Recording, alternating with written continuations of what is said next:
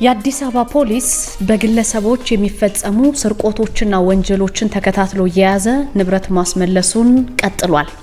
ዛሬም በአሰሪዋ ቤት የስርቆት ወንጀል የፈጸመች የቤት ሰራተኛ በሕግ ጥላ ስር ሆናለች። ምንድነው የተፈጠረው የሚለውን እንነግራችኋለን። የደረጃ ሀ ግብር ከፋዮች ዓመታዊ ግብራቸውን በኦንላይን ማሳወቅ ይችላሉ አለ የአዲስ አበባ ገቢዎች ቢሮ። የደረጃ ሀ ግብር ከፋዮች እናንተን የሚመለከት መረጃ ይዘናል። ኤምባሲ በሌለባቸው የተለያዩ ሀገራት ለሚኖሩ ዜጎች የፓስፖርት አገልግሎት የሚሰጥበት አዲስ አሰራር ተዘርግቷል። አሰራሩ እንዴት ነው የሚለውን ዝርዝር አለን። የግብጽ ብሔራዊ ቡድን አሰልጣኝ በሁለት ሚስቶቻቸው ጸብ ምክንያት ራሳቸውን ስተው ሆስፒታል ገብተዋል። ይሄ ጉዳይ በውጭ መገናኛ ብዙሃን ዘንድ ከፍተኛ የሆነ መነጋገሪያ ሆኗል። ሴቶች እስከ 6ኛ ክፍል ከተማሩ በቂ ነው ስትል አፍጋኒስታን ገልጻለች። ይሄንንም ትሰማላችሁ። የታገሰ በሚስቱ ይወልዳል እንዲሉ ነገሩ ታማኟ አስተናጋጅና ተነጫናጩ ደንበኛ የመጨረሻ ርህራሄ በዓለም ዙሪያ መነጋገሪያ ሆኗል። ይህ ተነጫናጭ ደንበኛ ወይም የካፌ ተጠቃሚ በመጨረሻ ምንድነው ያደረገው ትሰማላችሁ። አንድ ሀገር ቤት በነፃ ውሰዱ ብላለች። ይቺ ሀገር ማነች የሚለውንም ዝርዝር ይዘናል። ከ7 ሳምንታት በላይ ያሉበት ሳይታወቅ የቆዩትና በርካቶችን ሲያስጨንቁ የቆዩት የ93 ዓመቱ የካሜሮን ፕሬዝዳንት በመጨረሻም ወደ ሀገራቸው ተመለሱ። ፕሬዝዳንቱ ግን የት ነው የሰነበቱት? እንደምን ውላችኋል? አሃዱ ኒውስ 24 የመረጃ ቻናላችሁ ነው። ከዚህ ቀጥዬ አጠራ አድርጌ መረጃዎችን ለእናንተ ደርሳለሁ። ውድ ቤተሰቦቻችን ሰብስክራይብ፣ ላይክ፣ ሼር በማድረግ ለሌሎች ዜናዎቻችን እንዲዳረሱ እንድታረጉ በታላቅ ትህትናና በአክብሮት ነው የምንጠይቃችሁ። ናርዶስ አለማየሁ ነኝ። ወደ መረጃዎቹ በቀጥታ እንሂድ።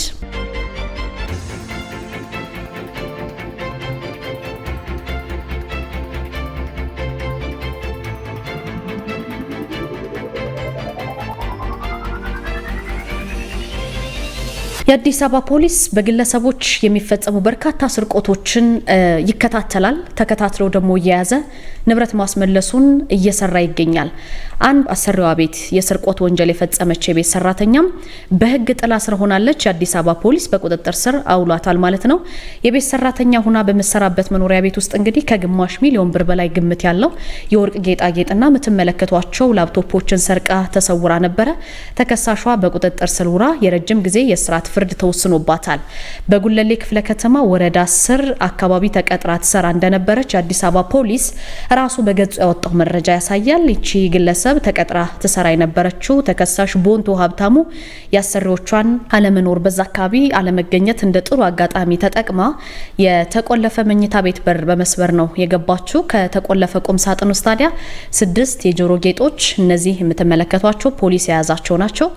6 የጆሮ ጌጦች፣ 2 የአንገት ሀብሎች፣ 3 የጣት ቀለበቶች፣ ተጨማሪ 1 የጆሮ ጌጥና 1 ላፕቶፕ በአጠቃላይ 535 ሺህ ብር የሚያወጡ ንብረቶችን ሰርቃ በመሰወር ወንጀል መፈጸሟ ተረጋግጧል ይላል ፖሊስ። ተበዳይ ጉዳዩን ለፓስተር ፖሊስ ጣቢያ ፓስተር አካባቢ ለሚገኝ ፖሊስ ጣቢያ ማሳወቃቸውን ተከትሎ የጉለሌ ክፍለ ከተማ ፖሊስ ዋና መምሪያ ምንድነው ያደረገው? ከፍተኛ ክትትል ነው ያደረገው።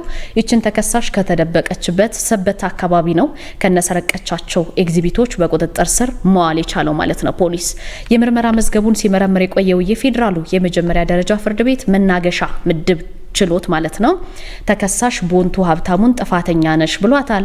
ፍርድ ቤቱም ተከሳሿን ያስተምራል፣ ለሌሎች ደግሞ ማስጠንቀቂያ ማስተማሪያ ይሆናል በሚል በ5 ዓመት ከ5 ወር ጽኑ እስራት እንድትቀጣ ወስኖባታል።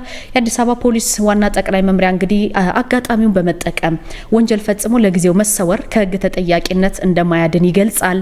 በተለያዩ ጊዜያትም እኛም ከዚህ በፊት በዜናችን እንደምናደርሰው ወንጀል የፈጸሙ ግለሰቦችን ተከታትሎ በመያዝ በራሱ ገጽ ላይ ፖሊስ ይፋ ያደርጋል ማለት ነው። ህብረተሰቡ ደግሞ ንብረቱን ሲያስቀምጥ የቤት ሰራተኞችንም ሲቀጥር አስፈላጊውን ጥንቃቄና ቁጥጥር ማድረግ እንዳለበት ፖሊስ በዚህ አጋጣሚ ማሳሰቢያ ሰጥቷል። በነገራችን ላይ የቤት ሰራተኞችን መተማመን ለማጠንከር በሰውየው ማንነት ብቻ ሳይሆን በማጣራት በልምድና በጊዜ የሚገነባ እምነት መሆን መቻል አለበት።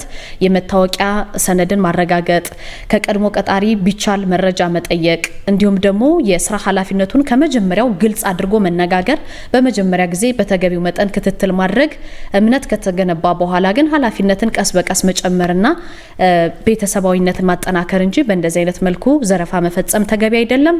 በዚህ መሰረት የአዲስ አበባ ፖሊስ ጠቅላይ መምሪያ ያወጣው መረጃ ያሳያል ማለት ነው።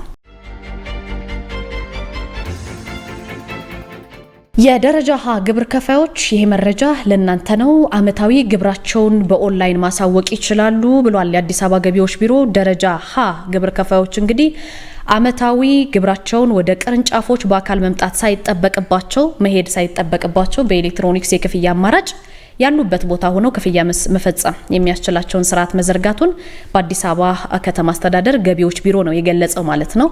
ስለዚህ መሄድ አይጠበቅባቸውም።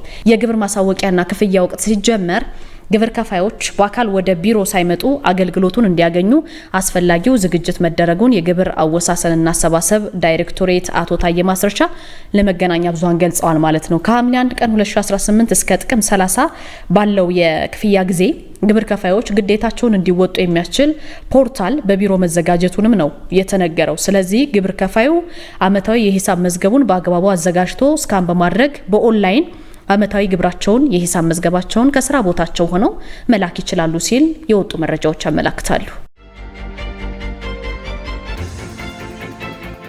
ኤምባሲ የሌላቸው ሀገራት አሉ። ኤምባሲ በሌላቸው ሀገራት ለሚኖሩ ዜጎች የፓስፖርት አገልግሎት የሚሰጥበት አዲስ አሰራር ተዘርግቷል። በሊባኖስ፣ በሱዳን፣ በጆርዳን የኢትዮጵያ ኤምባሲ በሌለባቸው ሀገራት የሚኖሩ ዜጎች ፓስፖርታቸውን ለማደስ የሚያስችላቸው አሰራር መዘርጋቱን የኢሚግሬሽንና ዜግነት አገልግሎት ህዝብ ግንኙነት ዳይሬክተር አቶ አምቦ መቃሳ ይገልጻሉ። በእነዚህ ሀገራት ላይ እንግዲህ የሚኖሩ ዜጎች በአቅራቢያቸው በሚገኝ የኢትዮጵያ ኤምባሲ ለምሳሌ በሱዳን ያሉ በደቡብ ሱዳን በኩል አገልግሎት እንዲያገኙ መመቻቸቱንም ይገልጻሉ እሳቸው። ከዛ ውጭ ግን ተቋሙ የባዮሜትሪክስ መረጃዎችን የሚቀዱ ተንቀሳቃሽ መሳሪያዎችን ወደ እነዚህ ሀገራት በመላክ ዜጎች ያሉበት ቦታ ሆነው መረጃቸው እንዲያዝ ይደረጋል ማለት ነው። ፓስፖርታቸው ታዲያ ለረጅም ጊዜ የተቃጠለባቸውና ወደ ሀገር ቤት መግባት የሚፈልጉ ዜጎች ደግሞ በሊሴ ፓሴ የጉዞ ሰነድ ወደ ሀገራቸው ገብተው ፓስፖርታቸውን እንዲያድሱ መመሪያ መሰጠቱ ታውቋል። በተመሳሳይ ሁኔታ በሀገር ውስጥ መጓዝ ለማይችሉ አረጋውያንና ህሙማን በቤታቸው ተገኝቶ አገልግሎት የመስጠት መርሃ ግብር በቅርቡ እንደሚጀመርም የወጡ መረጃዎች ያመለክታሉ። የግብጽ ብሔራዊ ቡድን አሰልጣኝ በሁለት ሚስቶቻቸው ጸብ ምክንያት ራሳቸውን ስተው ሆስፒታል ገብተዋል። የብሔራዊ ቡድን ዋና አሰልጣኝ የግብጽ ማለት ነው ሆሳም ሐሰን በሁለት ሚስቶቻቸው መካከል የተቀሰቀሰውን ከባድ ጸብና ድብድብ ለመገላገል ሲሞክሩ ነው በደረሰባቸው ከፍተኛ የአእምሮ ውጥረት ወይም ፓኒክ አታክ ምክንያት ራሳቸውን ስተው ሆስፒታል መግባታቸውን የውጭ መገናኛ ብዙሃን የዘገቡት። እንደ አል አረቢያ ዘገባ የተመለከትነው ዘገባ ክስተቱ የተፈጠረው በግብጽ ሰሜናዊ ባህር ዳር በሚገኝ አንድ ታዋቂ ሆቴል ካፌ ውስጥ ነው ይህ ክስተት የሆነው። ያሰልጣኙ ሁለት ሚስቶች የመጀመሪያው ሚስታቸው እና ሁለተኛዋ ሚስታቸው በድንገት ካፌው ውስጥ በመካከላቸው በተነሳ የቃላት ምልልስ የተጀመረ ጸብ ነው በፍጥነት ወደ አካላዊ ድብድብ ያመራው። ሁኔታው በሆቴሉ እንግዶች ዘንድ ትልቅ ድንጋጤን ፈጥሮ ነበረ። ሁለቱ ሴቶች በቡጢ ከመደባደብ ባለፈ በአካባቢው የነበሩ ወንበሮችና ልዩ ልዩ የካፌ ቁሳቁሶችን እርስ በርስ ተወራውረዋል ማለት ነው እነዚህ ሁለት ሚስቶች። በዚህ መሃል ጸቡን ለማስቆም ከፍተኛ ጥረት ሲያደርጉ የነበሩት የ60 ዓመቱ አሰልጣኝ ሆሳም ሐሰን ከተፈጠረው ትርምስና ውጥረት የተነሳ በድንገት ተዝለፍልፈው መሬት ላይ ወድቀዋል። በአስቸኳይ ወደ ሕክምና ተቋም ተወስደውም እርዳታ ተደርጎላቸዋል። ይህንን አስነዋሪ አጋጣሚ ተከትሎ አሰልጣኙ ለብዙ ዓመታት አብረው ከኖሩትና የሶስት ልጆቻቸው እናት ከሆኑት የመጀመሪያ ሚስታቸው ጋር በይፋ ለመፋታት የፍቺ ጥያቄ ማቅረባቸውን የህግ ጠበቃቸው እንዳረጋገጡ እነዚሁ መገናኛ ብዙሃን ዘግበዋል ማለት ነው።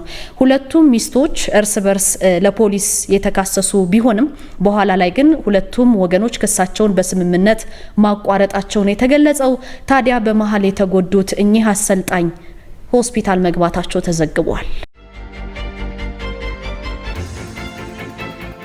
ሴቶች እስከ 6ኛ ክፍል ከተማሩ በቂ ነው ብላለች አፍጋኒስታን። በአፍጋኒስታን እንግዲህ አማጽያን አካላት ስልጣን ከተቆጣጠሩ ወዲህ ባሉት 5 ዓመታት ውስጥ ከ2.6 ሚሊዮን በላይ ሴት ልጆች የሁለተኛ ደረጃ ትምህርታቸውን የመከታተል እድል መከልከላቸውን የተባበሩት መንግስታት የህፃናት ፈንድ ዩኒሴፍ ይገልጻል። ይሄ ማለት አፍጋኒስታን በዓለም ላይ የሁለተኛ ደረጃና የከፍተኛ ትምህርት በር ለሴት ልጆችና ለሴቶች ሙሉ በሙሉ የተዘጋባት ብቸኛ ሀገር አድርጓታል። እንደ ጎርጎሮሳውያኑ አቆጣጠር ከሴፕቴምበር 2021 ጀምሮ ታዲያ ሴት ልጆች ከ6ኛ ክፍል በላይ እንዳይማሩ ተከልክለዋል። ከዲሴምበር 2022 ጀምሮ ደግሞ ሴቶች ወደ ዩኒቨርሲቲ እንዳይገቡ ተደርገዋል። በአፍጋኒስታን የዩኒሴፍ ዋና ዳይሬክተር ሁኔታውን ሲያስረዱ ታዲያ 5 ዓመት በሀገር ታሪክ ውስጥ አጭር ጊዜ ሊሆን ይችላል። ለአንዲት ሴት ልጅ ግን ህይወት ቀላል አይደለም ብለዋል። ትምህርት ቤት ለህፃናት እውቀት ብቻ ሳይሆን ድምጻቸውን የሚያሰሙበትን አቅም እንደሚፈጥርላቸው ከህፃናት ጉልበት ብዝበዛ፣ ከግዴታ የልጅነት ጋብቻ፣ ካላቻ ጋብቻ፣ ከጥቃትና ከበደል የሚጠብቃቸው ትምህርታቸው ጋሻ እንደነበር ያስታውሳሉ ዳይሬክተሩ። የትምህርት ቤቶቹ መዘጋት ሴት ልጆች እነዚህ አደጋዎች በበዙበት ወቅት ታዲያ ከለላ አልባ እንዲሆኑ ማድረጉን የገለጹት።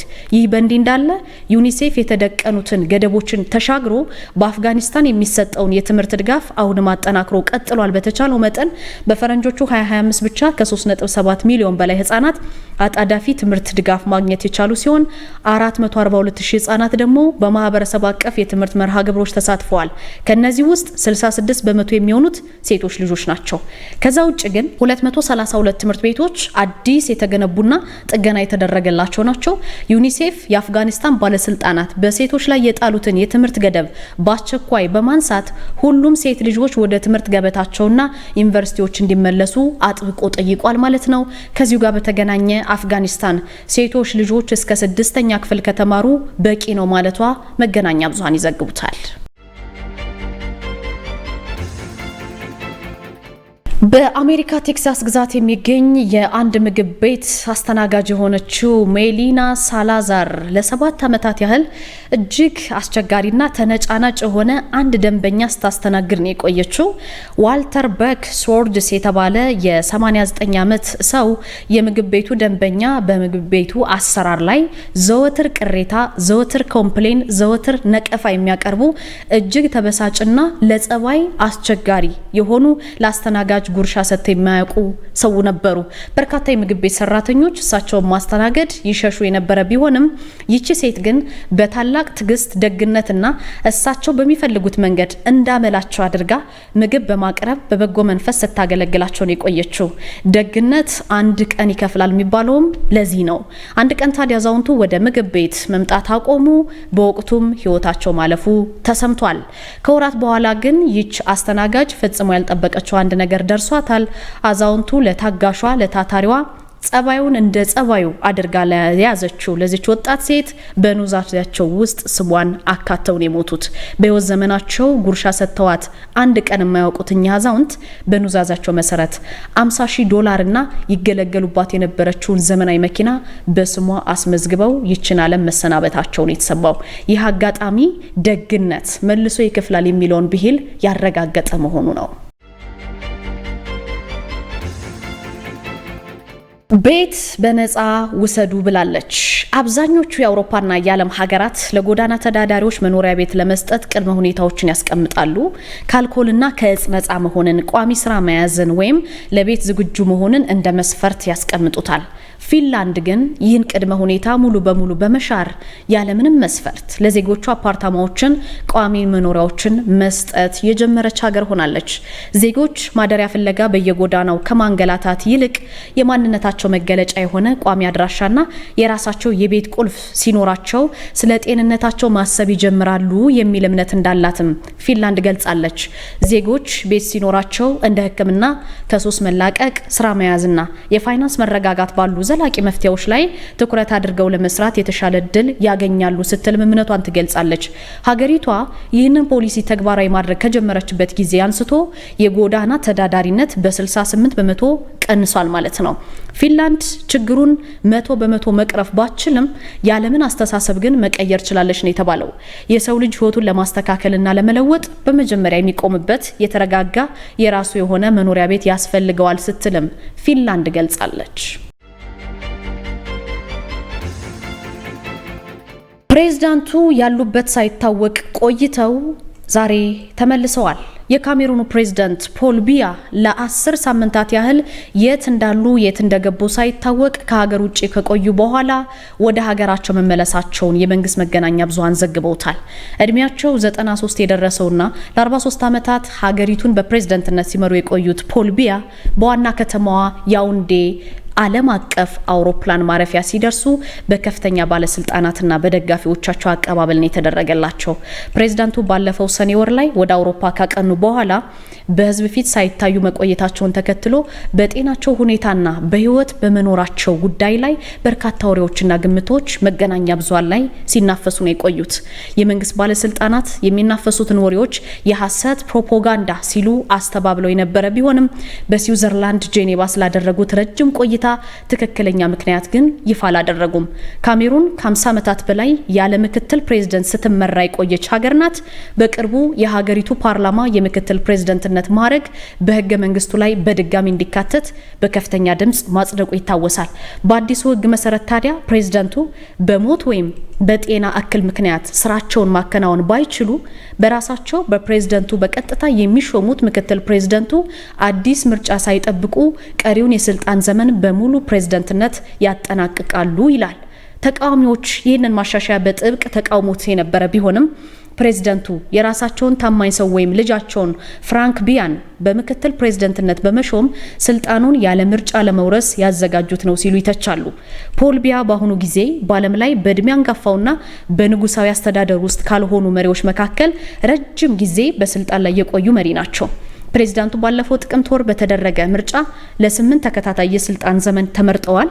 ይህ አዲሱ የስልጣን ዘመናቸው እንደ አውሮፓውያኑ አቆጣጠር ማለት ነው 2032 ድረስ ሀገሪቱን እንዲመሩ የሚያስችላቸው ነው ማለት ነው። በዚህ መሰረት ላለፉት ሳምንታት የት እንደደረሱ የማይታወቀው ፕሬዝዳንቱ ዛሬ ብቅ ማለታቸው በሀገራቱ መነጋገሪያ ሆኗል። ውድ ቤተሰቦቻችን ለዛሬ ለታርብ ነሐሴ 15 ያዝናቸው መረጃዎች እነዚህ ናቸው። አብራችሁን ስለነበራችሁ ከልብ ነው የምናመሰግነው። በያላችሁበት ጥሩ ጊዜ ይሁንላችሁ።